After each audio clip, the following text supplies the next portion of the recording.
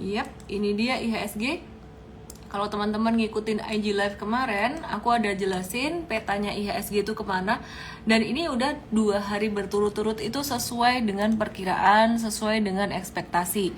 Jadi 2 hari yang lalu kita prediksi dia naik, terus kemudian habis itu saya perkirakan dia turun, dan besok perkiraannya naik ya. Kenapa besok bisa diperkirakan naik buat IHSG-nya? Karena besok dini hari waktu Indonesia itu ada pengumuman FOMC meeting, dan FOMC meeting ini kemungkinan besar sekitaran 96% kemungkinan itu The Fed tidak akan menaikkan lagi suku bunga atau menahan kenaikan suku bunga ya. Jadi memang itu jadi satu sentimen positif banget buat market, buat Indonesia, buat saham, tidak hanya saham Indonesia, tapi juga saham dari luar juga. Jadi aku mau kasih lihat sesuatu buat teman-teman semuanya di sini.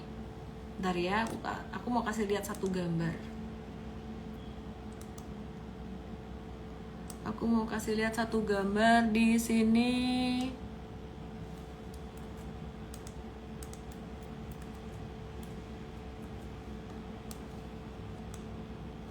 Ini dia nih, kelihatan nggak? Ya ini jadi probability-nya dari The Fed. Ini probability untuk suku bunga 500 sampai 525. Ya, jadi target rate-nya dalam basis point. Terus kemudian ini target rate 525 jadi 550 atau naik, ini kemungkinannya kecil sekali. Tapi meskipun kecil, tetap ada kemungkinan suku bunga itu naik. Jadi kalaupun naik, ya ini aku lihat ini naik yang potensinya tuh terakhir gitu.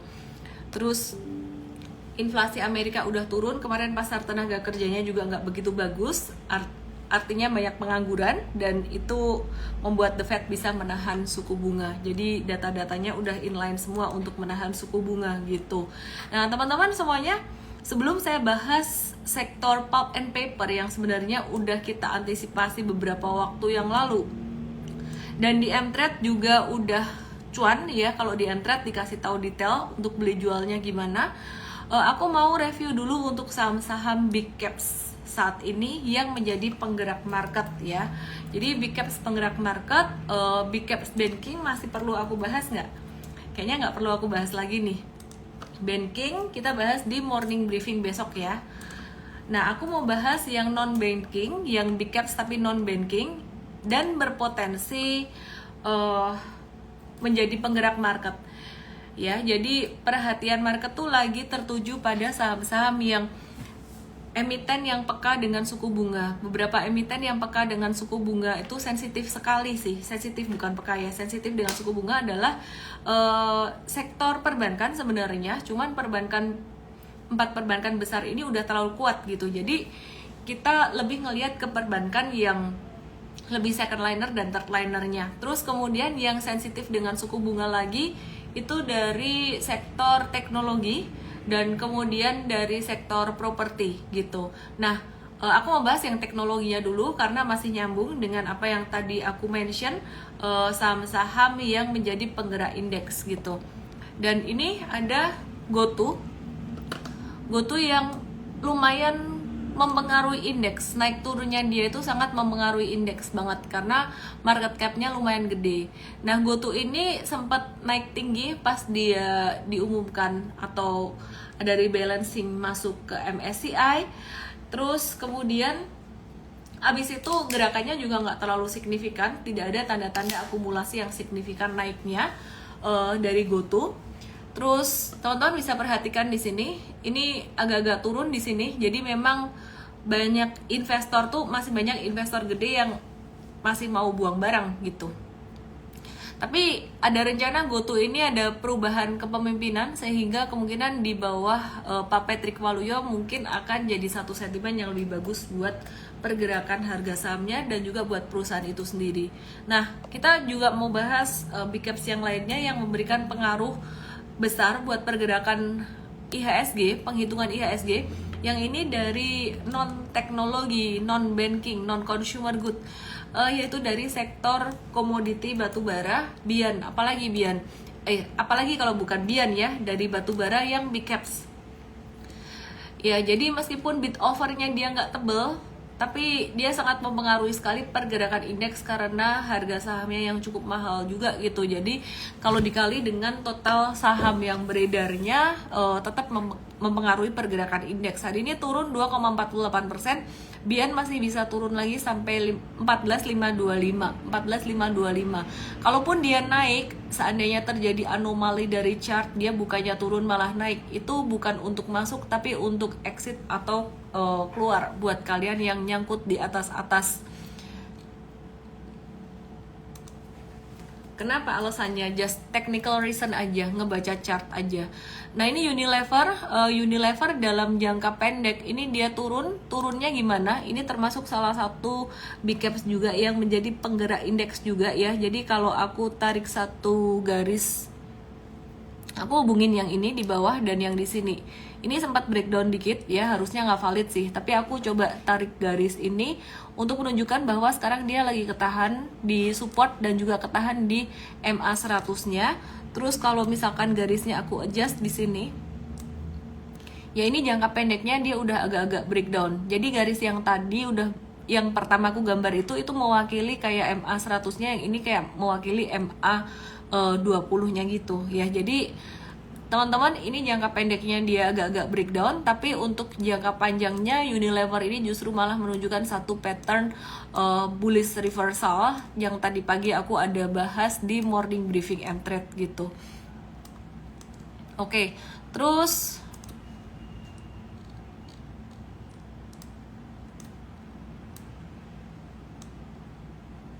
gudang garam ini juga salah satu penggerak indeks yang hari ini bikin IHSG turun, tapi dia turunnya dengan volume transaksi kecil. Yang jangka pendek sih di M-Trade kejual karena memang candle ini menunjukkan reversal jangka pendek ya. Tapi untuk jangka menengah gudang garam ini masih menarik ya. Jadi ini termasuk salah satu saham yang membentuk pattern super trader meskipun dia big caps. Biasanya super trader itu untuk saham-saham second liner, tapi yang ini gudang garam menjadi watchlist kita lagi buat jangka menengahnya ya. Jadi kenapa? Karena ini dia lagi ngebangun fondasi base 2 di sini.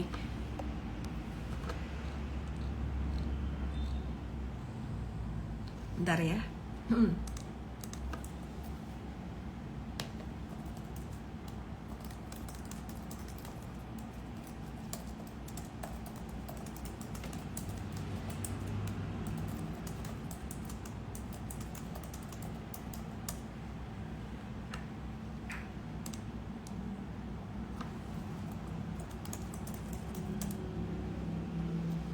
Oke, terus abis gudang garam, big caps apalagi yang jadi penggerak IHSG?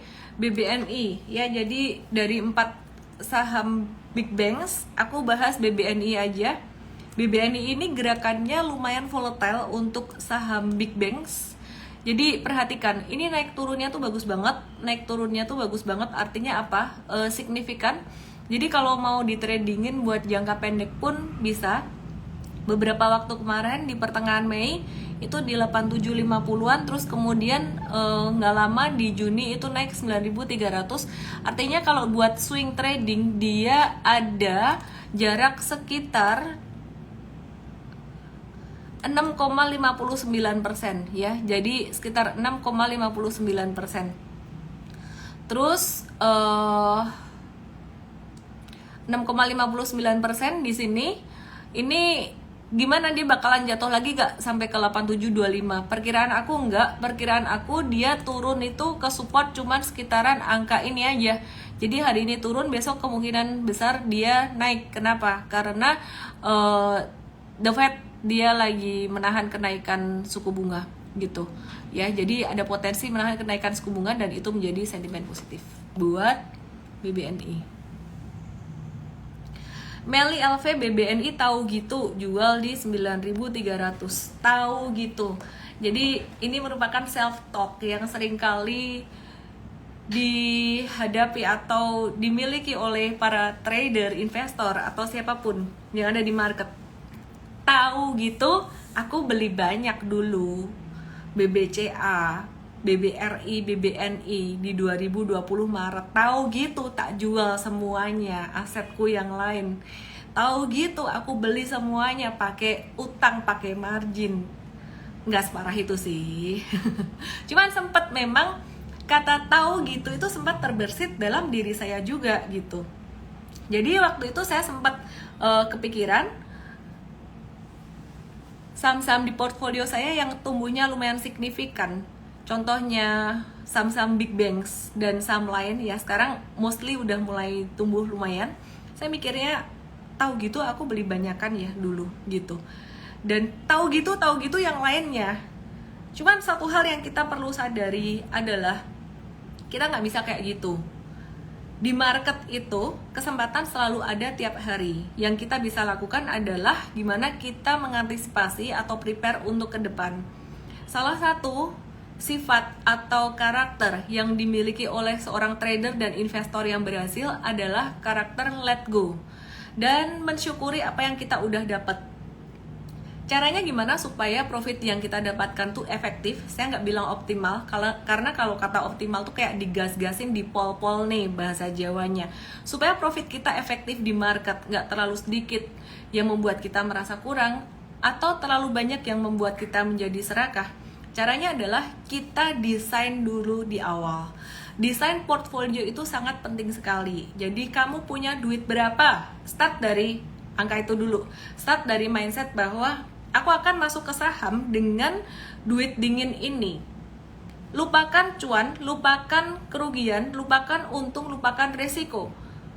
Intinya kamu punya duit dingin berapa, dan bahkan mungkin yang perlu lebih diingat adalah resikonya. Dari duit itu baru disusun, oh segini nih cocoknya untuk saham big cap, segini untuk second liner, segini untuk trading. Ya, jadi mungkin big caps dan second liner investing dan segini untuk trading. Itu yang diajarin di Mvest. Setelah kita bikin desain portfolio, nanti kita mulai terapkan beli, dan kemudian ada beberapa yang kita jual, profit taking, udah. Dari situ kita nikmati. Baik untung maupun rugi, kita nikmati dari situ. Kalau di belakang muncul self-talk, aduh, tahu gitu dari awal aku banyakin ya duitnya ya. Tahukah teman-teman, bukan cuman keuntungan yang ada di market. Kata tahu gitu tuh kan karena cuan ya. Tapi kalau pas misalkan di market lagi turun-turunnya kayak tahun 2021 atau 2022 kemarin, self-talknya yang muncul adalah lebih baik gue taruh di deposito aja deh. Deposito itu meskipun dapatnya cuman dikit, tapi duitku nggak berkurang, nggak habis. Jadi ini yang disebut dengan psikologi trading. Ya, jadi workshop psikologi trading itu aku undurin di bulan September pertengahan atau akhir, karena kita mau fokus ke super tradernya dulu tanggal 2 sampai 3 September gitu. Jadi prinsip tahu gitu itu sangat berbahaya sekali. Kita mesti antisipasi dari portfolio design di awal. Oke ya.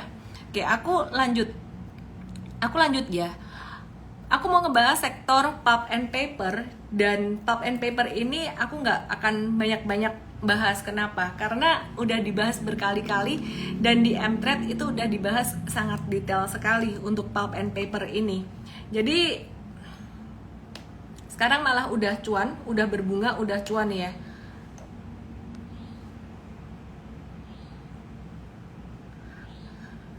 Bulan September offline di Jakarta Pak Budi, belum di Bali. Di Balinya liburan aja ya. Di Bali liburan aja. Oke, jadi ini saham INKP. INKP itu kalau teman-teman perhatikan, ini downtrend banget. Dan aku ngomong tentang sektor ini pulp and paper itu udah quite a while, mungkin sekitaran sebulan. Ya, di Mtrade udah masuk juga, Mvest udah masuk juga gitu. Untuk jangka pendek maupun jangka menengah. Dan hari ini breakout. Ini breakout teman-teman. Tadi ada yang WA saya, wah cuan lumayan nih ya INKP-nya gitu. udah kejual. Padahal ini sebenarnya baru permulaan aja. Kenapa saya bilang permulaan? Ya ini not even dia breakout dari angka resistannya dia 7950. Kalau dia breakout dari 7950, ini baru dia menuju uptrend gitu loh ya. Jadi dia not even breakout dari 7950-nya. Jadi ini masih masa-masa sideways gitu. Jadi kalau kalian yang penasaran, waduh aku belum punya INKP nih, gimana nih ya, aku masih boleh beli atau enggak? Ini masih area-area stage 1, jadi masih dikasih kesempatan retrace kemungkinan sampai level 7400. Cuman besok kemungkinannya naik dulu, jadi abis naik dia akan bisa retrace lagi gitu ya. Besok kita akan update kalau misalkan dia breakoutnya dengan volume transaksi besar, berarti supportnya naik gitu. Ini untuk INKP-nya, dan upside-nya buat jangka menengah panjang masih lumayan banget. Tapi sekali lagi teman-teman, kalau aku bilang ada saham yang menarik, ada yang bagus, desain portfolio itu sangat penting banget supaya kamu untung di saham itu bisa sustainable. Kamu untung di saham tuh bukan cuman bukan cuman kayak untung sesaat doang, jadi bisa untuk mid term dan long term gitu. Oke, yang ini TKIM beda sama INKP. TKIM-nya malah udah breakout ya. Jadi ini kalau aku panjangin resisten jangka pendeknya, TKIM-nya udah breakout dari 6075 atau 6100, dia menuju ke 6450, bahkan bisa menuju ke 6500-an. Chartnya cakepan mana? Kalau ngelihat dari sini breakoutnya, chartnya cakepan TKIM. Tapi INKP tuh nggak pernah mengalami gap down kayak gini, jatuhnya nggak sampai separah TKIM gitu. Jadi meskipun TKIM itu breakout, tapi breakoutnya tuh ya gara-gara dia sempat breakdown gitu. Kalau INKP dia belum breakout, tapi dia juga nggak pernah breakdown yang sampai kayak TKIM gitu ya. Jadi jatuhnya dia nggak sampai signifikan. Perhatikan sideways-nya lebih panjang INKP. Jadi dia membangun fondasinya tuh INKP sebenarnya lebih kuat. By the way, dua-duanya sama bagus dan masih bisa naik. Jadi kalau mau beli salah satu aja oke.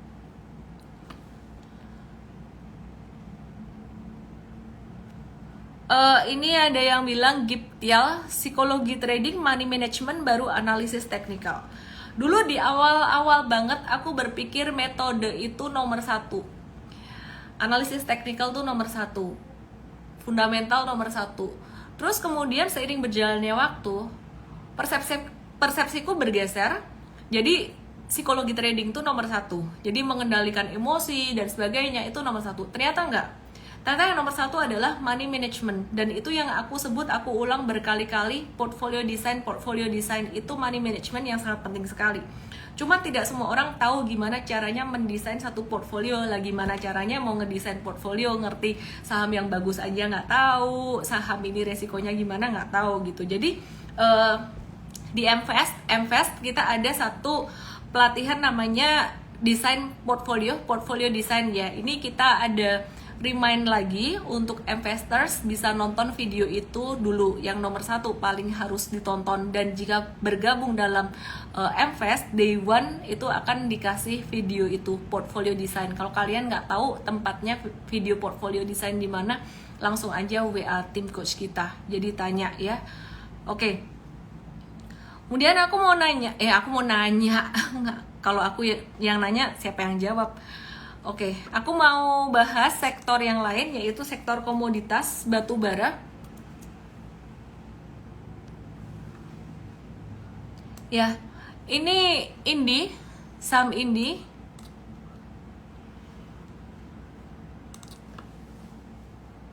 Sebentar ya.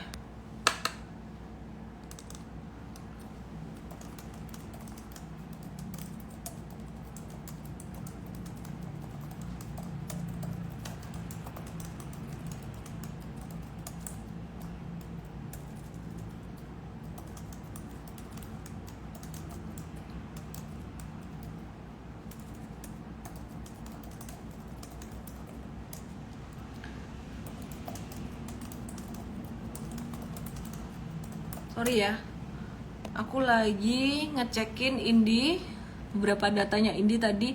Ya Indi ini ada inverse head and shoulders. inverse head and shoulders bagus dan potensi menuju sampai ke level 2260 ya, bahkan bisa sampai ke 2310.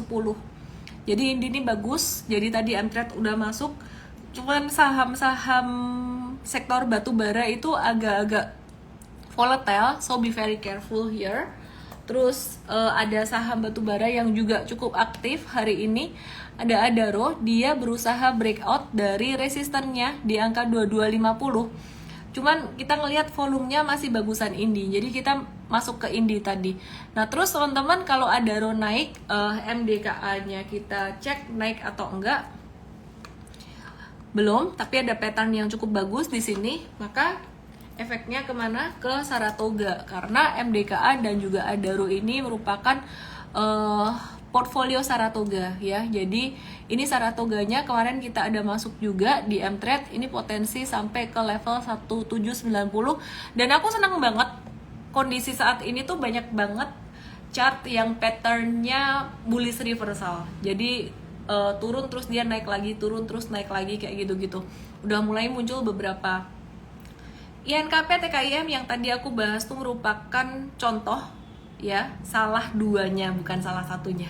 Terus kemudian Indi yang tadi aku sempat bahas itu juga menunjukkan satu tanda reversal abis jatuh, dia ada tanda-tanda belok mau naik. Adaro juga ya, tapi dari 4 yang tadi aku bahas tuh yang strong 3 tadi gitu. Terus kemudian Saratoga ini juga dia menunjukkan tanda-tanda dia mulai ada perbaikan tren. Nah, dia akan masuk sideways dulu. Dia naik sampai 1785, habis itu turun lagi sideways, mungkin 1 atau 2 kali bikin low, habis itu bisa naik lagi. Dan ilmu kayak gini nih dibahas di Super Trader. Jadi kalau kalian mau belajar di masterclass online-nya dulu silahkan. Kalau mau nunggu workshop offline-nya tuh masih lama, di tanggal 2 dan 3 September di Jakarta. Tanggal 24 Juni saya mau bikin appreciation day, itu gathering untuk member MTrade, alumni MVest dan alumni Super Trader. Pesertanya terbatas dan ya mohon maaf karena keterbatasan tempat, dan aku benar-benar pengen engage, pengen mingle dengan kita punya alumni ya dan member. Jadi nggak dibuka untuk umum. Ini energi teman-teman, perhatikan. Energi ini dia hari ini breakout juga, dia potensi menuju ke level 244. Alumni MTraders, kan Bapak belum alumni, kan masih member, boleh kok alumni. Oke, ya jadi perhatikan di sini, ini di 244 ya. Resistannya energi, dia bakalan bisa memantul ke sini. Perhatikan saham-saham Bakri. Aku bukan mau ngepom-pom ya, dan gak ada gunanya juga aku ngepom-pom buat apa, karena aku gak punya, kecuali LT nyangkut di angka gocap gitu. Aku gak beli IPO-nya VKTR karena memang aku jarang beli saham IPO, tapi IPO VKTR ini kayaknya memang bakalan jadi sesuatu yang berbeda gitu. Dan kalau kita perhatikan saham-saham grup Bakri akhir-akhir ini tuh mulai aktif, contohnya kayak Energi Mega Persada, ini memang secara teknikalnya juga ada tanda-tanda naik. Terus kemudian tadi kita perhatikan ada saham yang aktif juga, BNBR, Bakri and Brother gitu ya. Jadi memang VKTR anak usahanya dia. Nah, saya nggak merekomendasikan untuk buy atau no buy, itu terserah kamu. Tapi kalau ditanya IPO-nya kira-kira potensi naik atau enggak, aku kalau ngelihat kebiasaan atau tendensi saham-saham yang di IPO beberapa waktu terakhir ini tuh cenderung banyak naiknya dulu, meskipun nanti setelah beberapa hari terus turun, kita nggak tahu juga gitu. Dan VKTR ini kemungkinan aku perhatikan kemungkinan oversubscribe-nya cukup besar. Nah, aku mau bahas untuk fundamental dari ENRG dulu. Kalau VKTR aku udah bahas kemarin ya, aku nggak bahas lagi, nanti dibilang pom-pom lagi. Jadi Energi Mega Persada, ini laporan keuangan kuartal 1-nya di 2023. Labanya naik 70% meskipun pendapatannya turun ya. Gimana bisa laba naik padahal pendapatannya turun? Pendapatan energi ini turun karena memang kemarin agak-agak slow juga gitu untuk penjualannya, tapi Energi mencatatkan pertumbuhan laba yang naik tuh karena efisiensi pada beban perusahaan, yaitu beban pajak penghasilan, beban pokok penjualan, dan juga beban usaha. Paling gede penghematannya ada pada beban pajak penghasilan ya, jadi PPH gitu. Oke.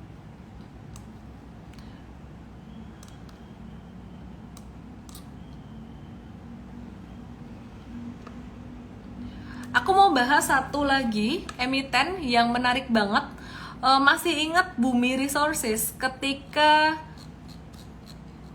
Anthony Salim masuk ke Bumi Resources, abis itu buminya naik. Nah, sekarang Anthony Salim tuh dia masuk ke satu emiten ini.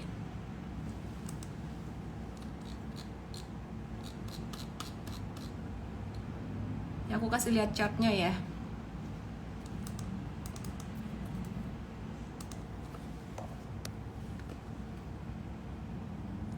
Dewa, Dharma Henwa. Dan Dewa ini tadinya diem tidur di angka 50, terus kemudian dia bangun tiba-tiba twing di angka 61. By the way guys, saham-saham kayak gini resikonya cukup besar. Jadi konteks aku ngebahas ini bukan untuk suruh kalian ngebeli ini, enggak. Aku cuma mau kasih tahu aja bahwa ada sesuatu yang bikin dia naik karena Anthony Salim, grup Salim ini masuk ke Dewa ya, jadi menyusul setelah dia masuk ke Bumi waktu itu. Nah, jadi Anthony Salim ini dia juga udah menunjuk tangan kanannya untuk menempati posisi Dewan Komisaris, yaitu Teguh Buntoro. Jadi bukan cuma masuk aja, tapi ada masuk ke manajemen juga gitu. Jadi bisa di watch juga untuk saham ini, tapi saya tidak merekomendasikan untuk langsung masuk gitu. Nah, ngomong-ngomong, saham milik Anthony Salim ini apa aja sih yang terdaftar di Bursa Efek Indonesia? Nomor 1 pastinya ada ICBP dari grup Salim dengan market cap-nya 131,78 triliun. Kemudian DCII yang sempat jadi primadona juga di tahun 2021 kemarin, ini 87,72 triliun. Baru abis itu Indofood tuh jadi market cap-nya kalah gede sama DCII ya, jadi 65,19 triliun, disusul Denet, BBHI, Mtek, Bumi, kemudian Pani, Bina, Medco, dan kemudian abis itu disusul dengan Dharma Henwa ini. Nah, aku mau review satu sahamnya grup Salim yang kemarin sempat naik lumayan signifikan. Ini dari sektor finance, yaitu saham BBHI.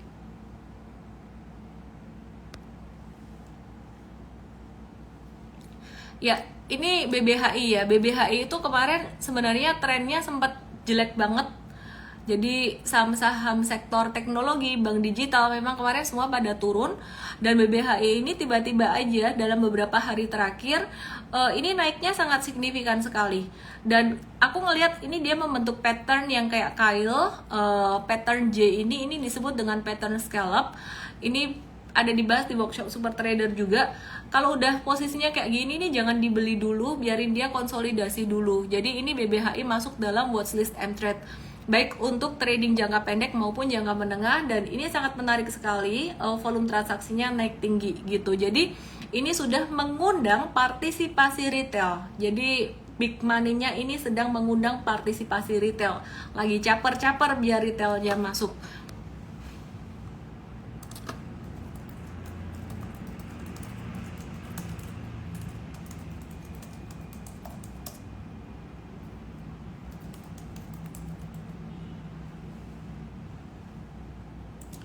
Oke, terus ya, jadi ada beberapa hal yang menarik lagi ya untuk grup Salim gitu. Sebentar ya. Jadi bicara tentang grup Salim ini ada kolaborasi antara Salim Group dengan Agung Sedayu Group ini sebagai pengendali dari Pani. Nah, aku mau bahas-bahas dikit-dikit ya, tapi bukan berarti ini terus recommendation kamu harus beli ini tuh, enggak. Jadi untuk menambah wawasan kamu, biar enggak taunya cuman ICBP dan Indofood doang gitu. Nah, Pani ini bakal menyelenggarakan, sorry ya, aku ngomongannya kok jadi gini banget sih, kayaknya kurang minum deh. Jadi kayak tersendat-sendat, kurang oksigen atau kurang minum.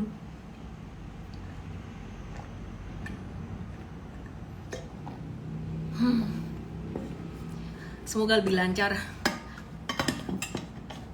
Masih oke lah ya daripada kemarin ke-mute gitu ya. Yang penting masih bisa ngomong. Iya. Jadi PANI ini akan ada rapat umum pemegang saham luar biasa pada tanggal 19 Juni nanti gitu. Nah, salah satu agenda rapat umum pemegang saham luar biasanya PANI ini adalah perubahan Dewan Komisaris dan juga Dewan Direksi Perseroan gitu. Nah, jadi bisa di watch juga untuk saham PANI ini, tapi ini bukan untuk pemula karena gerakannya cukup volatile gitu ya. Jadi saat ini Agung Sedayu Group dan Saling Group ini merupakan pemegang saham pengendali PANI Tbk melalui PT Multi Arta Pratama atau MAP sebanyak 88,01%. Nah, untuk Agung Sedayu sendiri itu 50% dan Salim Group itu 50% dalam MAP.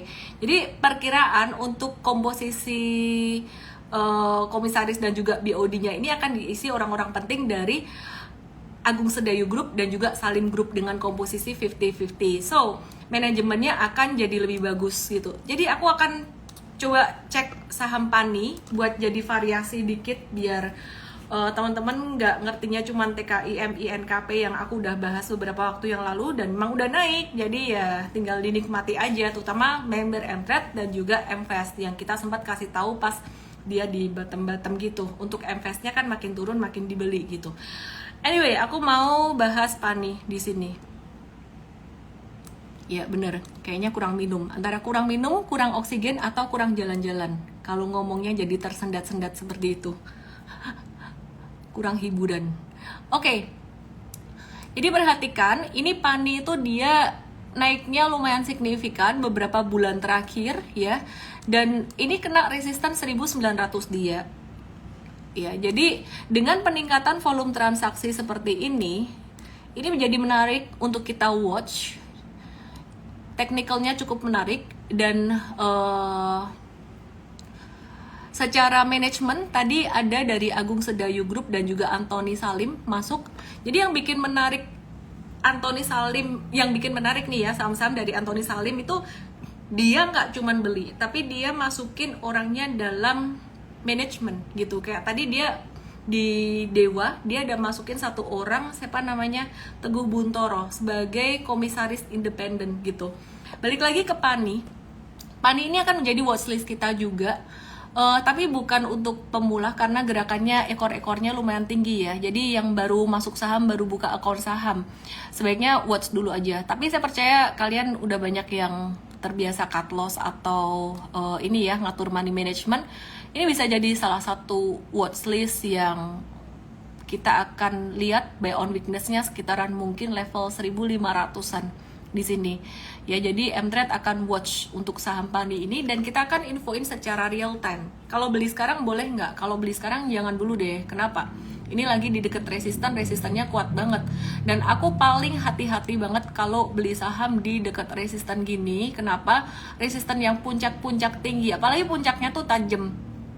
Ini artinya tuh banyak banget nyangkuters yang ketika dia beli tuh belum sempat keluar ya. Jadi kalau misalkan turunnya pelan-pelan dikit-dikit nggak apa-apa. Tapi kalau ini turunnya tajam dia hati-hati ada nyangkuters. Cuman bagus banget dijadiin watch list.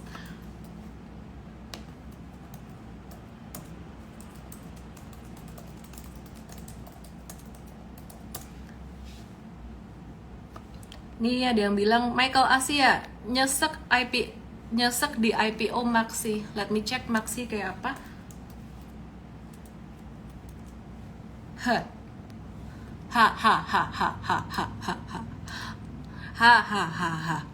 Sorry ya ketawa. Bukan ketawa gimana sih? Tenang aja, semua yang turun bakalan naik dan semua yang naik bakalan bisa turun juga. Nggak usah nyesek. Sebenarnya kalau kamu nyangkut itu nggak nyesek. Kalau kamu pakai duitnya nggak banyak di sini. Saya nggak tahu kamu pakai berapa persen di sini. 3 ternyata. Harganya yang terakhir di sini. Ini ARB 3 kali. Jadi ya anyway, just wait and see aja lah. Makanya aku bilang kalau untuk saham-saham yang IPO gitu benar-benar nggak ada historinya. Jadi meskipun fundamental perusahaan bagus, ada banyak faktor yang menggerakkan harga saham. Bukan cuman fundamentalnya aja. Ada nggak institusi atau big money yang ngebeli itu gitu. Kalau nggak ada ya anyway, dia akan bisa turun terus gitu. Yang paling penting nomor 1 apa tadi? Bukan psikologi trading, bukan metode, tapi money management, portfolio design. Yang paling penting itu. Melia not Meliana, masalahnya nggak bisa keluar ARB-nya, ya ditunggu sampai bisa keluar. Oke deh, paling penting tuh portfolio design. Jadi kalau kalian ikut MFast ya teman-teman, langsung buka materi portfolio design itu apa. Miss yang langganan 1 tahun yang lewat Topet.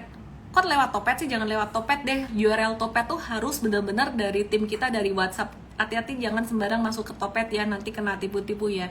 Kita ada pakai Tokopedia untuk pembayaran cicilan, tapi URL harus melalui WhatsApp tim kita.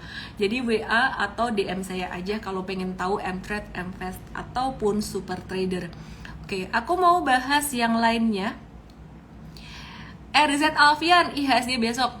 Kamu telat ya. IHSG itu aku selalu bahas paling awal banget, buka IG Live langsung aku bahas IHSG. Oke deh, tapi karena aku baik hati, aku kasih tahu aja. Besok kemungkinannya IHSG itu bakalan bisa naik. Kenapa? Karena tanggal 15 Juni dini hari, yaitu besok subuh-subuh itu The Fed bakalan ada FOMC meeting yang hasilnya diperkirakan mereka nggak akan naikin suku bunga lagi gitu. Aku mau kumat lagi, sorry ya.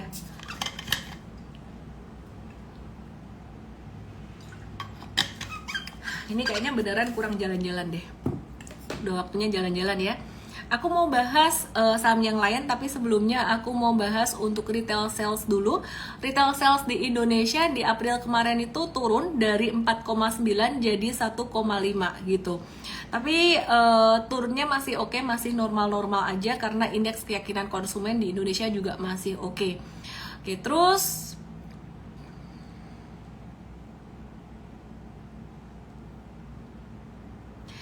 satu yang aku mau bahas lagi nih, ini menarik nih. Aku nggak tahu ini bakalan naik atau enggak, tapi kita masukin dalam watchlist. Mtrade udah masuk duluan deh, sorry ya.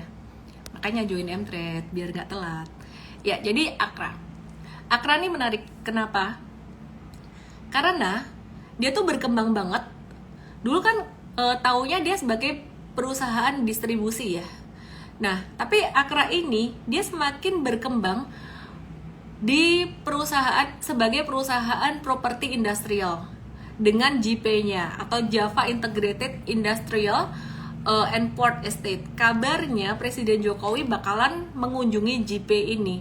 Ya, jadi Akra ini seluas 350 hektar di kawasan ekonomi khusus JP di Gresik ya. Jawa Timur itu sekitar 2-4 tahun ke depan. Ya, jadi untuk akuisisi lahan ini Akra itu dia akan berencana menggunakan internal kas perusahaan. Ini ada pengembangan lah, dan JP-nya dia tuh sangat diminati oleh banyak perusahaan dari luar masuk ke Indonesia. Jadi pantas banget Akra ini untuk di watch ya. Dian Cundoko, udah 45 belum 45, baru 42 menit. Tadi telat 3 menit. Nanyang Huang masuk Mtrade, saya alumni. Oke, masuk dong. Stephen Johari, beli nggak jual. Nah ini bener nih, bisa beli nggak bisa jual. Yang paling bingung tuh sebenarnya bukan soal belinya, beli bisa, bingung jualnya. Jadi naik bingung mau dijual nggak, udah dijual ternyata naik lagi. Tapi kalau nggak dijual dia malah turun. Oke. Let me check saham yang lain yang aku mau bahas. Silahkan mulai like pertanyaan temanmu. Aku akan cuma bahas 2 pertanyaan aja dari kolom question, karena aku masih mau bahas saham-saham yang lain dari aku punya view sendiri gitu, yang aku pengen bahas sendiri. Jadi silahkan mulai nge-like pertanyaan temanmu. Aku akan bahas 2 question aja. Oke. Aku mau review properti residensial Summarecon. Mari kita lihat Summarecon, gimana kabarnya Summarecon. Tada! Summarecon. Jangka menengahnya dia cuan sekitaran 6% di Mtrade, jangka panjangnya cuan 32%. Mari kita lihat secara teknikal untuk jangka pendeknya udah sempat dijual, wih cuan 3 kali. Ini ada cut loss sekali di sini 4,4% cut lossnya. Ya ini sempat profit taking cuan di bulan Mei kemarin, tanggal berapa nih ya? Tanggal 10 atau tanggal 10 Mei di sini cuannya lumayan. Oke, mari kita lihat SMRA jangka pendeknya gimana.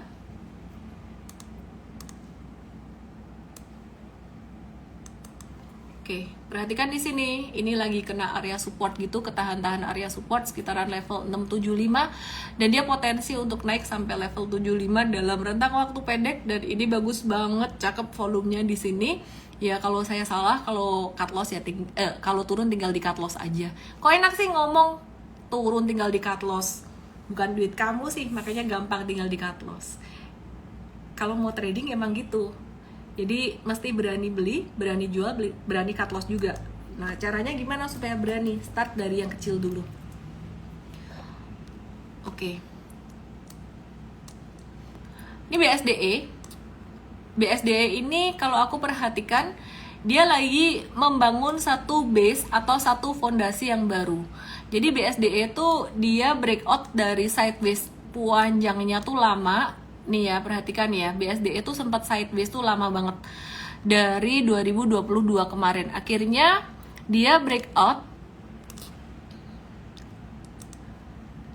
pada bulan April 2023 di sini. Terus kemudian sekarang dia lagi ketahan. Tahu nggak dia ketahan di sini kenapa? Orang profit taking, iya tahu profit taking udah cuan banyak dari bawah. Tapi perhatikan di sini. Ini di sini banyak banget nyangkutersnya. Jadi ini pattern yang mirip aku kasih lihat ke teman-teman tadi ya. Setiap kali ada gunung yang tajam tinggi di atas, ini udah mulai rawan. Ini rawan profit taking gitu. Jadi karena nyangkutersnya banyak. Dan nanti nyangkuters akan banyak lagi tuh sekitaran level 1280. Jadi kalau bisa breakout dari 1200-an, ini nyangkuters banyak lagi di 1280 sampai 1360 gitu. Yang ini lebih riskan daripada yang di atas. Kenapa? Karena yang di atas ini dia udah dikasih beberapa kali. Ini turun naik lagi. Jadi orang-orang yang nyangkut sebelumnya tuh udah sempat keluar. Tapi kalau yang di sini ini benar-benar puncaknya tajam, satu puncak doang. Nah ini kalau dia nyangkut di sini dia nggak bisa keluar sama sekali, belum bisa keluar. Makanya nggak heran BSDE di level-level ini tuh banyak yang jualan kemarin ya. Dan sekarang masih bagus sih sebenarnya untuk jangka menengah panjangnya, pendeknya aja yang agak-agak turun dikit. Untuk saham Mtrade aku nggak bahas semuanya di sini ya, karena buat member jadi dibahas besok aja, Bapak atau Ibu Dian ini. Susanto Acang, jarang ada yang cuan rame-rame, yang ada rugi rame-rame. Mosok siapa di sini yang cuan INKP TKIM? Pasti cuan rame-rame deh di Mtrade karena rame-rame juga tuh. Jadi banyak yang cuan rame-rame. Kalau yang rugi rame-rame itu biasanya saham-saham yang likuiditasnya kecil. Aku bukan mau ngomongin pihak-pihak tertentu, tapi kalau kamu ngikutin rekomendasi yang scalping doang dan rekomendasinya cuman satu saham doang, hati-hati banget. Kalau rekomendasinya udah scalping tapi satu saham doang, berarti kamu lagi ditarget buat apa? Buat buang barang. Udah itu aja. Nah itu adalah definisi yang cuan cuman satu atau segelintir orang tapi yang rugi rame-rame. Cuman kalau kita pilih saham yang liquid dan rekomendasinya bukan cuman satu tapi kita ada desain portfolio, kita bisa kok cuan rame-rame bareng Mfast untuk jangka panjang dan untuk tradingnya bareng Mtrade.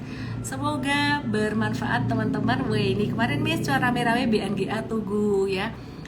Boleh ditulis di sini cuan-cuannya apa lagi nih. Oh ya, aku belum bahas pertanyaan loh, kelupaan kan. ASI, SMGR, dan SMRA. Curang banget nih, satu orang nanyanya 2, jadi 3 pertanyaan yang dibahas. Berhubung SMRA aku udah bahas, maka aku akan bahas ASII dan SMGR. Oke? Tulis di sini dong pada cuan apa. Ya. Aku mau bahas ini, ASII dan SMGR. ASII masih baik-baik saja dan tinggal ngehold. Masih boleh beli nggak? Udah naik tinggi baru nanya masih boleh beli. Pas kita bawelin beli di sini, gimana? Kita juga di MVest tuh dari Januari kemarin loh. MVest kita ada bawelin beli di sini juga nih. MVest launch 7 Januari. Jadi ASII itu kita udah dapat di sini nih. Sekarang nggak tahu udah cuan berapa.